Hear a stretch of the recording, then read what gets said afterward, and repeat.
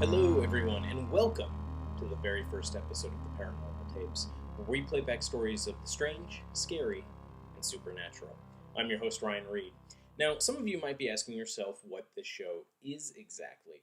Well, I've been wanting to do a program like this for a while. I have a lot of family and friends who have really great stories of the paranormal, ghost stories, cryptid encounters, things like that.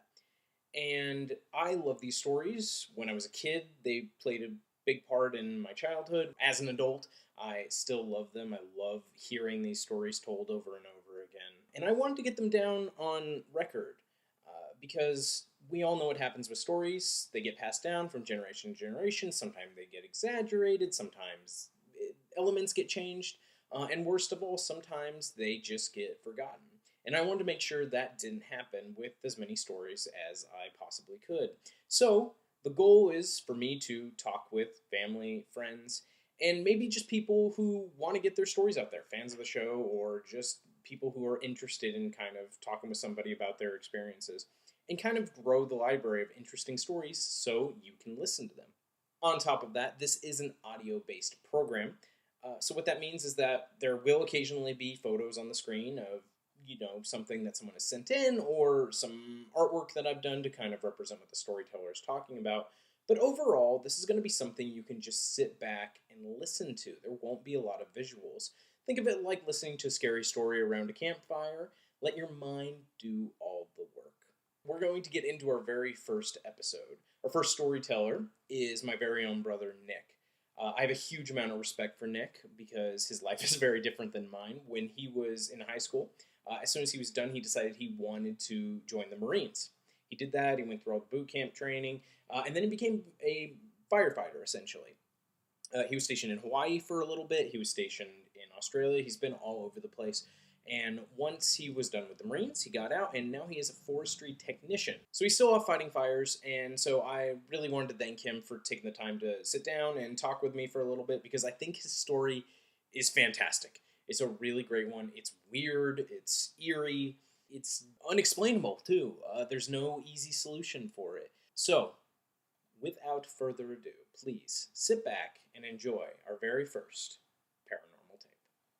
So yeah, to start off, do you remember anything weird like when we were kids? Because I remember, well, obviously I lived a little bit longer in the Bethel Island house, but do you remember anything ever happening in Oakley or anything like when we were growing up that was odd?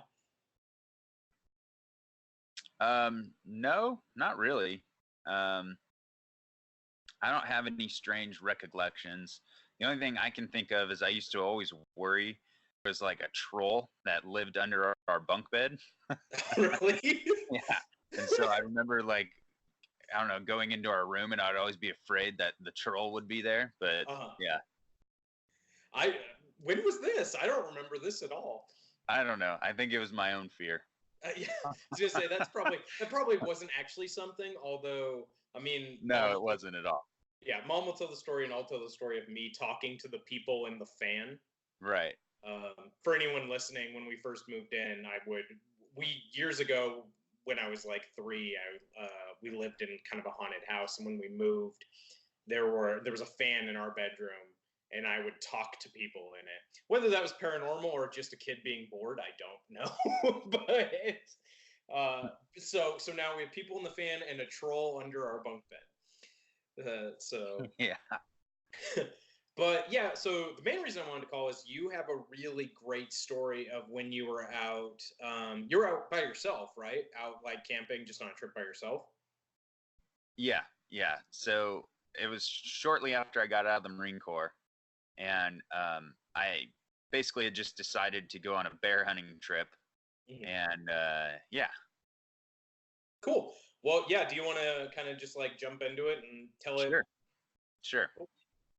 So basically, what had happened is I had only been out of the Marine Corps for a short period of time, and I was trying to get away from our parents, so I decided to go bear hunting with, and it was only during archery season, Mhm. and so I'd like never even shot my bow. And to preface the story a little bit, no animals were injured, and Uh-huh. um, uh, and nothing is actually ever like seen in this in my experience. So ultimately you could chalk it up to just me being paranoid, but it's your own take of what happened basically. Sure. So yeah, it was shortly after I'd been out of the Marine Corps and decided that I wanted to get out of town and be off on my own for a little while. And our parents were getting ready to move, so everything in their house was all packaged up, and for the most part. And so my binoculars and stuff were packed away. And so when I was getting ready to leave, I had to borrow Dad's binoculars. And so I remember, obviously I'm borrowing his binoculars, so I wanted to be extra careful not to lose them or anything like that. And also I remember this distinctly. He made a point of telling me that the car keys for his old 4Runner, we only had one set. And so I remember always thinking about that. That was constantly like in my head, like, oh crap, I only have one set of these keys, like I don't want anything to happen to them, et cetera, et cetera. Right. And obviously it's an 86 Toyota 4Runner. So who knows what mechanically could go wrong, or, you could pop a tire, whatever. Right. So that was kind of always floating around in my head. So anyway, I drive up to this place in Northern California past Lake Shasta, and it's right along this place called Castle Crags. And I believe it's a little state park or national park. I'm not sure exactly. But anyway. How far is it from like the nearest town there? Like from, I think the nearest town is Dunsmuir, and it's probably like 25, 30 minutes or so from Dunsmuir. So a good chunk of like distance from like real civilization, like any town basically. Yeah, I mean it's a little ways away, but also there's little like towns and stuff. There's gas stations and that kind of thing along highway or Interstate 5. Right. But anyway, yeah, it's out there a little ways, and so anyway, I turned onto this road called Castella Road, and that road can take you directly into the park, or you can kind of skirt around the park, and it turns into a Forest Service road. So anyway, I skirted around the park and get onto the Forest Service road, and that road takes you way out into the middle of nowhere. So basically, there's two highways or two interstates that go on either side of this big, basically landmass that I'm going to be staying in. And so you have Highway 3 to the far west, and then you have Interstate 5 kind of eastern of Castle Crags, if that makes sense. Yes. So anyway, I get onto this Forest Service road, and from the point you get onto the Forest Service road until you hit Highway 3, it's probably like 40 or 50 miles. So anyway, I drive up from the East Bay area, so it takes me like 3 hours to get up there, and I had left in the afternoon. So by the time I get up there, it's probably 6 o'clock. And so I'm just basically trying to find a place to camp, but at the same time, I'm kind of looking to try to see any good areas, that I might want to go check out the next morning to hunt in. So I'm driving down the road, and there's mile markers, at least at the beginning, every few miles. And so I remember mile marker, I think it was 8. It was either 8 or 9. There was kind of a cool lookout, and there was a meadow below, and this meadow had recently had like a sale go through, so there's a lot of down timber and stuff like that. Had recently had, sorry, you broke up. Had recently had what go through? A timber sale. Oh, okay. So basically, yeah, they had done some logging in there, and from what I understand, that can be a pretty good area to try to find a bear, just because they like to eat the grubs and stuff like that out of the tree trunks. And are you hearing me all right now? Yeah, you're good. Okay. So anyway, I made a point to, I made a mental note of kind of where I had seen this area, and I continued to drive further in, and I come across a good little like pull out spot that I can just park because I was just camping out of the back of the truck, Mhm. and still being new to archery, I wanted to have time to set up. I had bought a little target, and I wanted to have time to set up and kind of plink around a little bit. So anyway, um, I made the mental note of that meadow. I continue in. Like I said, I found a good little camping area. So I set up my target and I start shooting around. And at this point, it's the sun's going down. You know, it's getting dark. Right. So I'm shooting arrows for a little while. And the whole time when I first arrived, I had a very strange feeling as though something was, kind of watching me. Mhm. But that's fairly normal, especially your first night, out in the wild by yourself. So Right. You're in the middle of nowhere. It's like there's probably something around. yeah, yeah. I mean, and of course, all the scary movies and stuff that we've seen. Right. That Like, doesn't help. yeah, exactly, exactly. And so anyway, I feel like nervous, right? And feel like something's watching me. So I'm shooting my arrows into this target. I arrow, and now the knocks, it's just like a little plastic thing that basically clips to your bowstring. These are neon green, right? So basically, the idea is if you shoot an arrow and you lose it, generally you can find it because they have a neon green knock, right? Like it's pretty obvious and it sticks out in the natural environment. So anyway, um, I can't find this arrow, and so I'm starting to get more and more nervous, right? And so finally, I'm like, you know what? Screw it. I'm just gonna go to bed. And so I leave the lost arrow out there, and I go lay down in the truck. And normally, like kind of when I get into my tent, or if I, set up camp in the back of a car or whatever, basically when I get into my like safe space, I'm fine, right? Mhm. Well, in this instance, I cannot shake the feeling that something is watching me, and that there's like something there. And so anyway, I uh, I end up trying to go to sleep, and it takes me a while because, like I said, I just can't shake that feeling. So finally, I end up going to sleep, and then I wake up, um, like out of a deep sleep. I'm basically like scared awake, and immediately have that eerie feeling again. Mhm. And at this point, I'm still, and it's early in the morning, like it's still dark out. It was probably 2 or 3 in the morning, Mhm. and I'm like so sketched out at this point. I'm like afraid to peer out of my my sleeping bag. Right. So eventually, I muster up the courage and I kind of peek out of my sleeping bag and look around, and I don't see anything outside or anything like that. So I force myself to go back to sleep, and once again, it takes me a while. Eventually, fall back to sleep, wake up the next morning, and it's obviously daylight. So I get up and I'm like, well, that was an interesting night, but whatever. Like, I'm over it. So I go around and I start looking for my arrow. So I look around and I'm able to find it within just a couple minutes. And so I decide that the morning's hunt is going to be where I had seen that meadow the day before.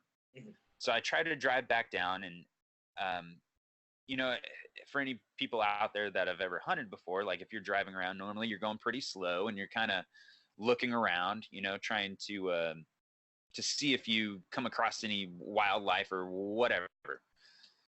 So I'm driving pretty slow and I'm kind of like road hunting at this point, and I'm making my way back down to that mile marker. So I'm going slow, and I'm like, man, I feel like I should have been at this mile marker by now, and like, where in the Mhm. heck is this meadow? So finally, I see a mile marker, and it's like mile marker 6. And I'm like, well, how did that happen? How in the hell did I pass, these, the 2 or 3 other mile markers, Right. and not realized it, especially driving slow. And so anyway, I'm like, well, that's weird, but whatever, because where the mile marker 6 is, um, there's actually, you're on the other side of this like ravine. So my idea was if I park there and hike down the ravine and into the little creek bed down below, and if I come up the other side, theoretically it'll put me into the meadow that I had seen the day before. I should have covered like that much ground roughly. So anyway, I make my way down into the ravine, and normally when I'm out hunting, I have like an old military belt, and I have basically like an old first aid kit pouch that I have hanging off on my right hand side. And I have the binoculars at the very bottom of this pouch, and then I have like some carabiners and rope and just some other utility kind of supplies on top of it. And this pouch has it's just a flap that goes over the top, but it's got like one of those turn clasp kind of things, to lock it in place. Right. And so basically the only parts that are sort of open are the outer edges, but you can't fit binoculars in or out of those edges, right? So anyway, and like I said, I'm still kind of paranoid about the keys. So every few minutes, I'm checking my pockets, making sure I have the keys, and then I'm checking that pouch, making sure I have Dad's binoculars. So I make my way down into the creek bed and don't see a whole lot of anything. And so I'm not seeing any bear sign or anything like that. So I decide I'm going to make my way up the other end. And the road that I drove in on, just to make a clearer picture, it basically just follows the ridge line, but follows the edge of the mountainside, I guess. But it's probably like 400 feet or so from the actual top of the ridge. So you're kind of like side hilling all the way on this road. But the road doesn't make any steep climbs or any dramatic like drops, nothing like that. It's a pretty steady climb. And anyway, so nothing severe. I'm just going to put that out there because that's going to play a role here in a bit. Right. So anyway, I continue up the other side of the mountain, or the other side of the embankment. And I'm going. And if you've ever been out into the Shasta Trinity, it's mainly shale rock. So you take, 2 steps forward and you're sliding back, a half a step. So it's a bit of work making your way up. So I'm hiking up. And I start making it down into some down timber, but I'm not in the same area that I had seen the day prior. So I'm like, okay, well, eventually, even if I'm not in the same area, I'll come across the road.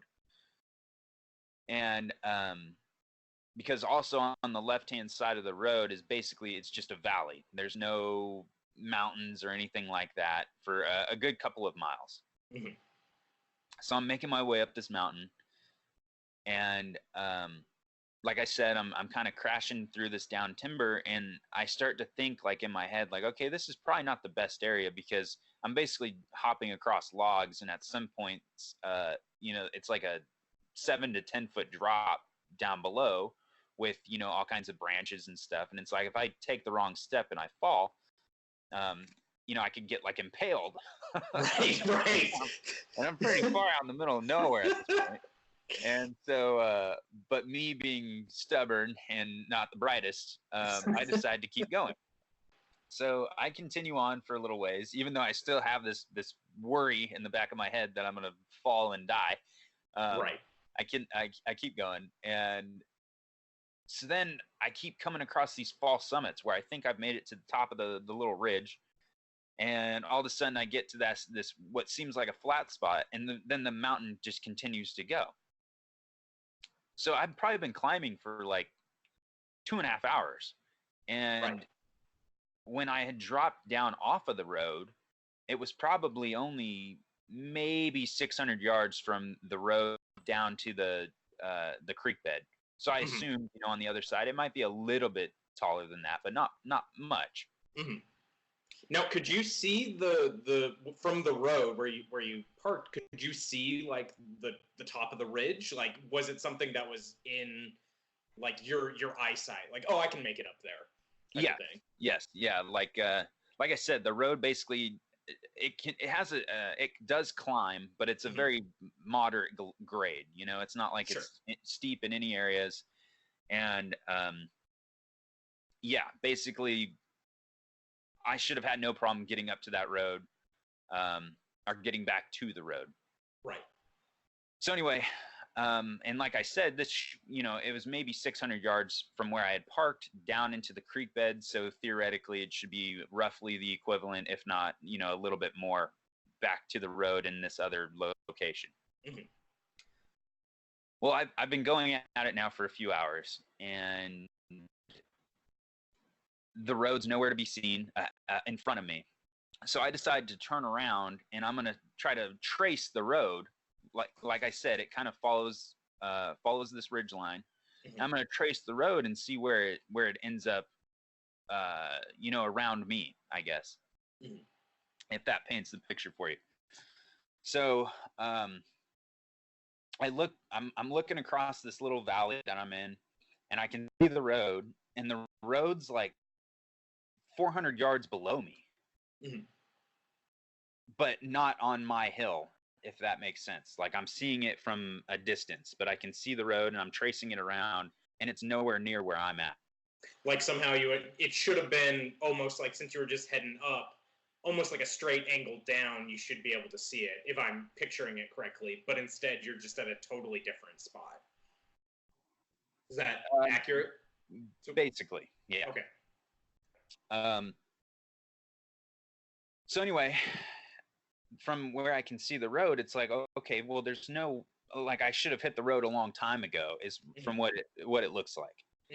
Well, for whatever reason, I decide that I'm going to continue to climb up, and maybe the road's ahead of me, and I'm not able to see it for whatever reason. So I still climb up, and I'm climbing through this down timber again. And like I said, every few minutes, I'm checking my pockets, I'm checking my pouch, making sure I have everything. Well, I finally decide that this is stupid. Like, I'm not going to get anywhere. And so I decide that the safest route is probably just to head straight back down the way I'd come up, and come back, or go back up the ravine that I'd come down. Okay. So I make my way all the way back down, and I don't know why, but there was this one spot that I had. I kind of came to a little cliff, and I had thought about like rappelling off of it, because I had the rope and stuff. And the only reason I'm adding this in there is because it was very close to the point where I started to go back up the other ravine. And so I made it down all the down timber and everything like that. And anyway, I checked my pouch, I checked my pockets, and I still had everything, right? So anyway, I make the safe decision and decide not to rappel down off this cliff, and just to go, basically the way I'd come in. Right. So I make my way, and I start going up the other side, and I see some deer and stuff like that, but I'm still not seeing any bears or anything. So I make my way, and finally I make it back up to the truck. Now, when I make it up to the truck, once again, I check all of my pockets, I check my pouch, and the binoculars are gone. Now, how in the world could the binoculars have gotten out? Like I said, they're at the bottom of my pouch. Everything is sitting on top of them. Everything else is still inside of my pouch, but the binoculars have gone missing. So at this point, I don't really think that's too bizarre, because I was tramping through the woods.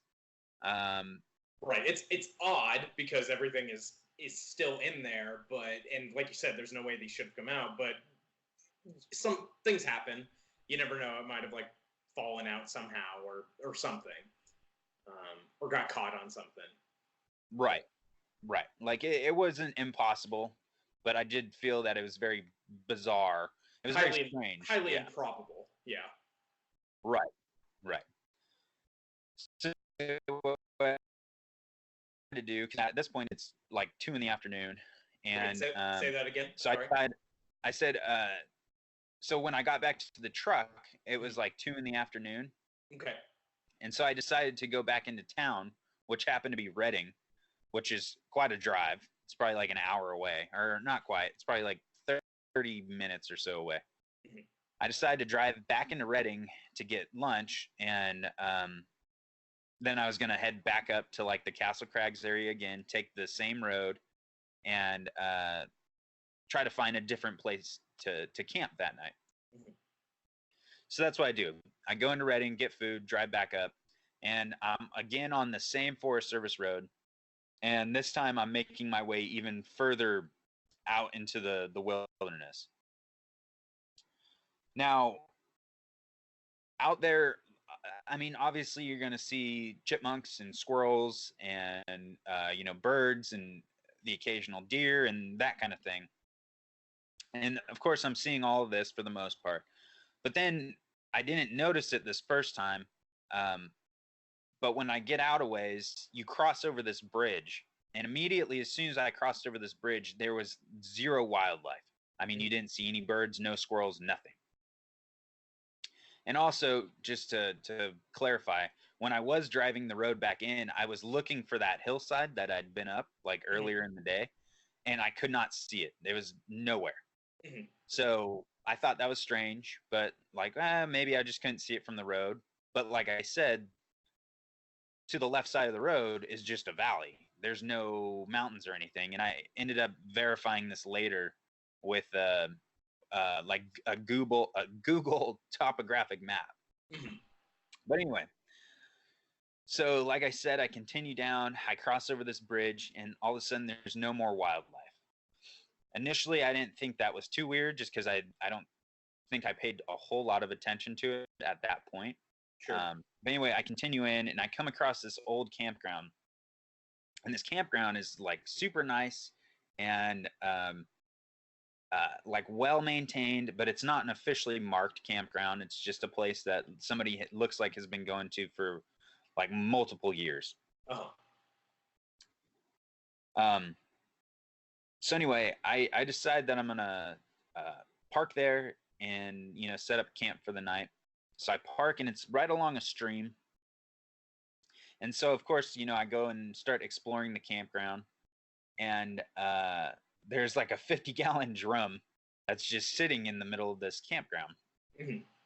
So of course, me being me and being paranoid the night before, I have to go and make sure that there's not like a severed head inside of this 50-gallon drum. Right. So I muster up the courage and go over there, and of course there's no severed head. But while I'm looking around, yeah, well, anyway,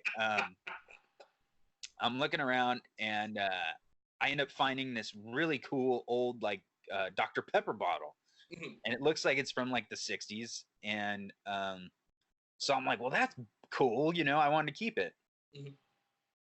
So I decided that I'm gonna like pick it up.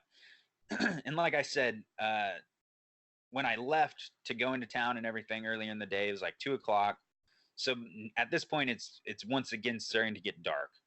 And so anyway, I see this this Dr. Pepper bottle, and it's actually a glass bottle. And one side, the side that's been facing the sun, the emblem or the logo has faded, but the side that was in the dirt, it's like pristine. So I thought that was really neat. So anyway, I pick up the bottle, and I'm getting ready for bed now at this point. So I hop back into the back of the truck, and I kept my ice chest back there too. And our ice chest has the little cup holders on the top. So I put the bottle in the cup holder and go to lay down. Immediately, once I lay down, after I've set the bottle there, I have this weird like premonition, just eerie feeling that I have disturbed something by moving this bottle. Well, now it's dark, and I'm afraid to put it back out in the same spot. So I decide that I make a vow that the next morning I am going to put that bottle exactly where I had found it, right?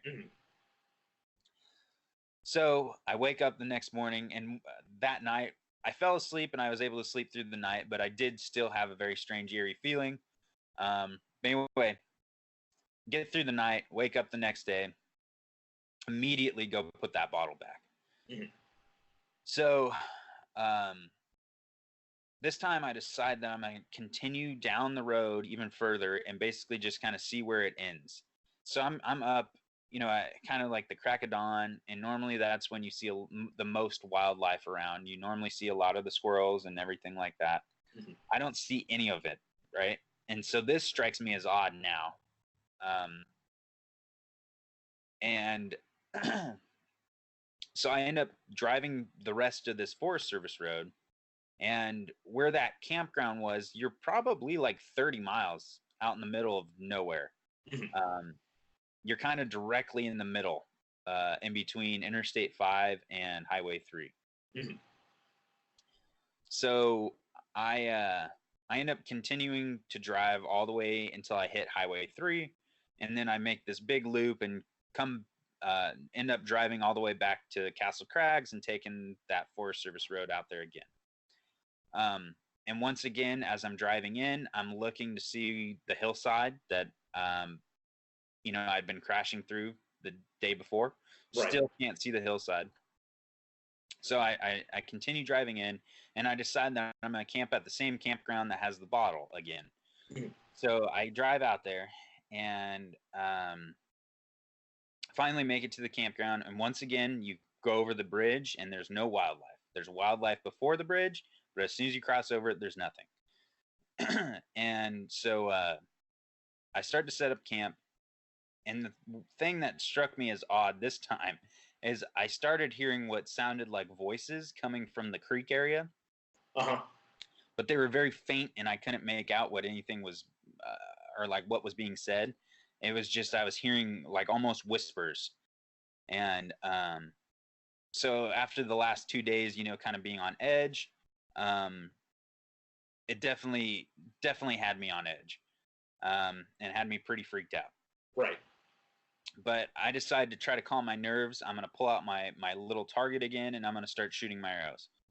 So that's what I do. I set up my camp, start pulling. I pull out the target, start shooting some arrows, and I'm shooting and shooting, and I'm basically just shooting one at a time and pulling in the arrow out of the target, walking back to the truck, shooting again, rinse and repeat, basically. Mhm. So this one particular time, I go to pull the arrow out, and I notice that the little knock is gone. So Mhm. the little neon green knock, that connects to my bowstring is no Uh-huh. longer there. So I'm like, well, that's weird. So I kind of look around, and I don't see it. So I'm like, well, whatever. I have multiple extra arrows. So I just walked back to the truck, pulled out another arrow, shot that one. I go to pull it out. The knock on that one's missing as well. So I'm like, okay, that's bizarre, 2 in a row, but Mhm. whatever. So I go and pull a third arrow, shoot that one, go to pull it out of the target, and once again, its knock is missing. So now I'm like, no, okay, that's really strange. And of course, I'm still hearing these like whispers, and starting to get pretty freaked out. Mhm. But I decide that I'm just gonna pull a knock off of one of my spare arrows and put it into the arrow that I had just shot, because I'm not going to lose it, right? This is my thought process. Right. So I shoot this arrow once again, go and pull it out. The knock is there, so I'm like, whew, okay, cool. So then I shoot a couple more times, and on this one particular time I shoot, I actually see the knock go flying, and it flies just a little ways back behind my target. And so I'm like, oh crap, that's cool. I bet all of my knocks are probably right over there. Mhm. So I walk over to my target, and I start kind of exploring, looking around, trying to find all these knocks. I'm not able to find any of them. But while I'm looking around, I see this big area of matted down grass, which possibly could have been where like deer had bedded down or who knows what. But Mhm. anyway, I see this, and it kind of draws my attention, sort of further into the little campground, if that makes any sense. Mhm. Well, as it draws my eyes kind of up, I end up seeing a fire pit that I hadn't noticed the day prior. So I'm like, well, that's kind of interesting. And it being just kind of on the outskirts of my little camp area, I decide to go, and investigate. So I walk over there, and that wasn't super weird, because I mean, people build fire pits all over the place. But the weird thing is it was basically encircled with trees. Like you could maneuver your way through the trees, but it was just it was just kind of bizarre. It was like it had a circle of trees around it, and there was no other like pull out to park near or anything like that. It was just a random fire pit. But as I'm kind of investigating this little fire pit thing, I turn around, and I look back into my camp area, and I see what looks like this old wicker chair. And wicker chair thing looks like it's kind of in the vicinity of where the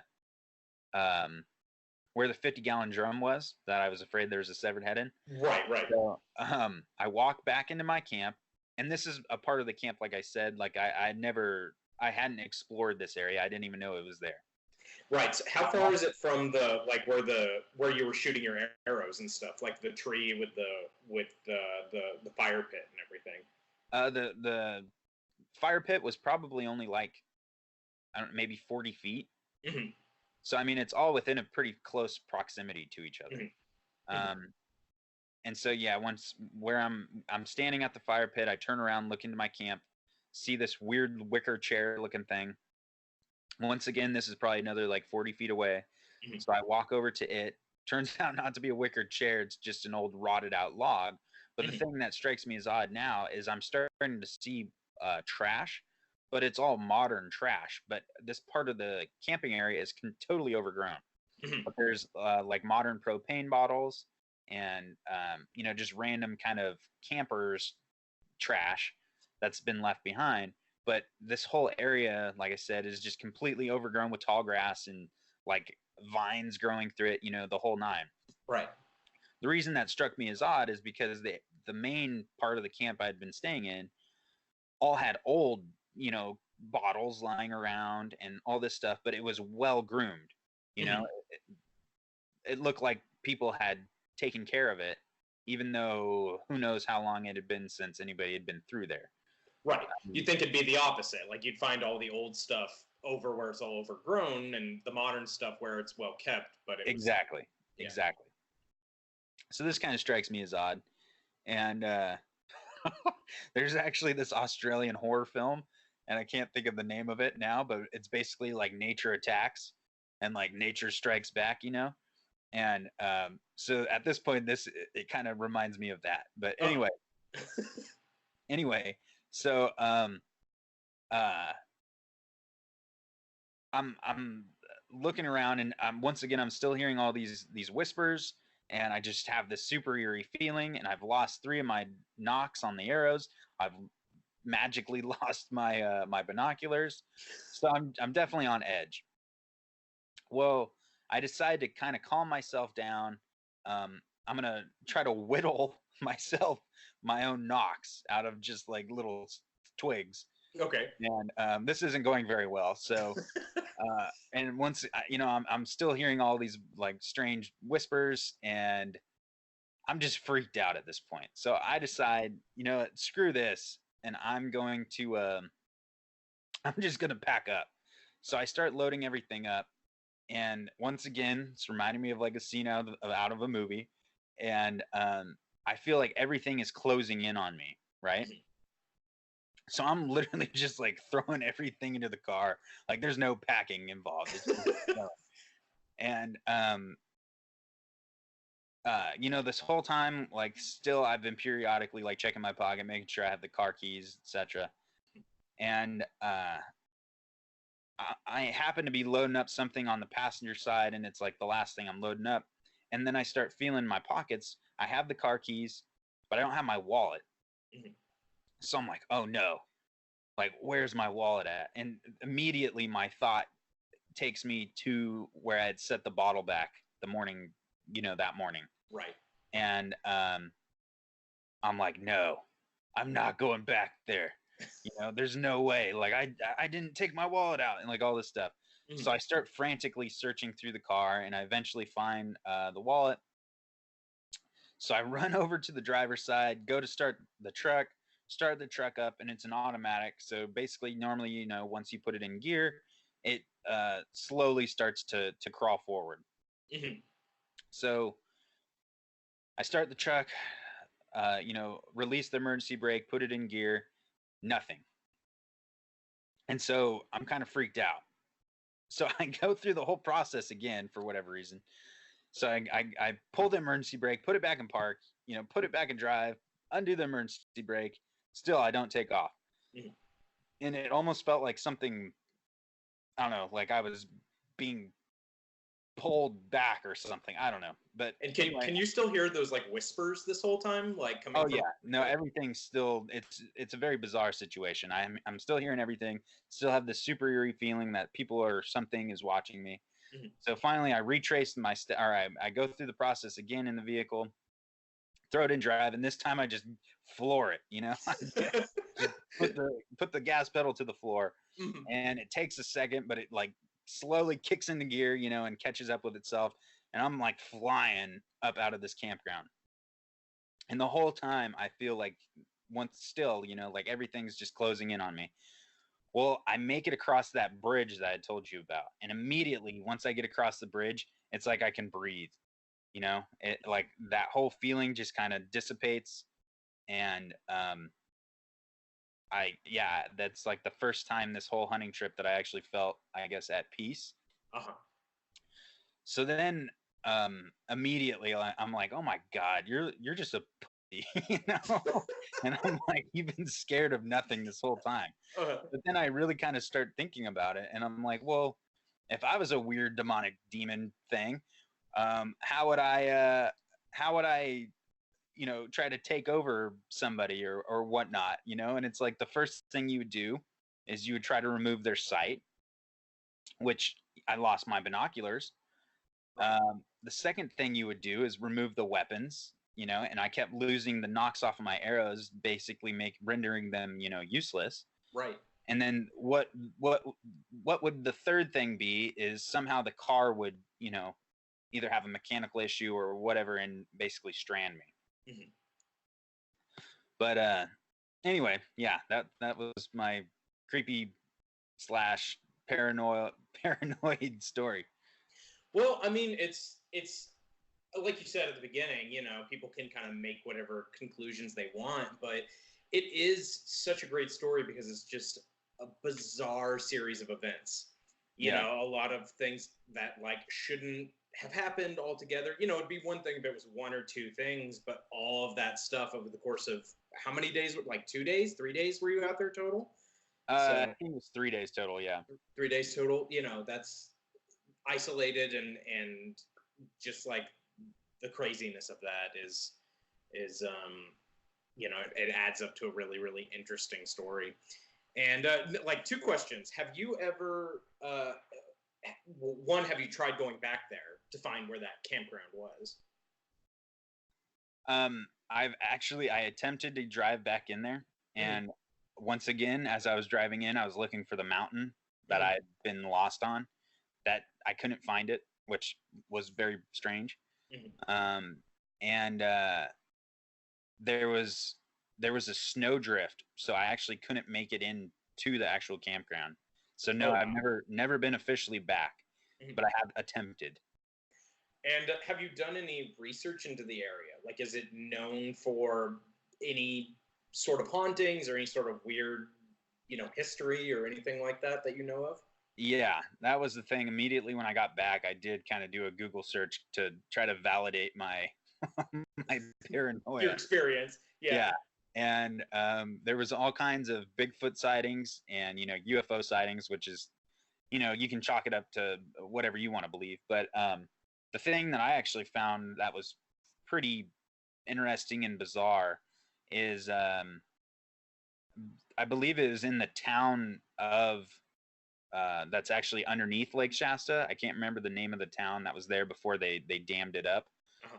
Um, but there was I guess a gentleman in like the 1800s who had come back into town claiming to have found a burial site of giants, and the townspeople had got together like a search party to go investigate or whatnot. And they were going to leave the next morning. Well, the dude was never seen or heard from again. Oh, wow. So yeah, so I mean, there's definitely some bizarre history and stories that surround the area. Right. Wow. Well, next time I visit California, if we have time, we'll have to see if we can go find this campground, because I'd love to take some photos of it and some recordings and see it for myself if we can track it down. Who knows? Yeah. Maybe it'll disappear. But... yeah, who knows? All right. Well, thank you so much for taking time to tell your story. I really appreciate it. Yeah, no problem. Cool. All right. I'll talk to you later. All right. Bye. Again, another big thank you to my brother Nick for taking the time out of his busy schedule to talk with us. I really, really enjoy that story. It's one of my favorites of recent memory. So I'm glad we could get that out there for you all to listen to. Well, that's going to do it for us on this very first episode of the Paranormal Tapes. If you like what you heard, please subscribe to the channel. We've got more episodes coming out very, very soon. On top of that, we've also got a lot of other content on the channel. I have my horror movie review show, Fright Films, which you can check out. We also have Impromptu Reviews, which is my unscripted, whatever I just watched, movie type review show. And on top of that, we have a lot of other content on the way. So please, if you enjoyed this, click that subscribe button, get notified when more episodes are coming out, and hopefully you'll listen next time when we play back another of our paranormal tapes. Goodbye.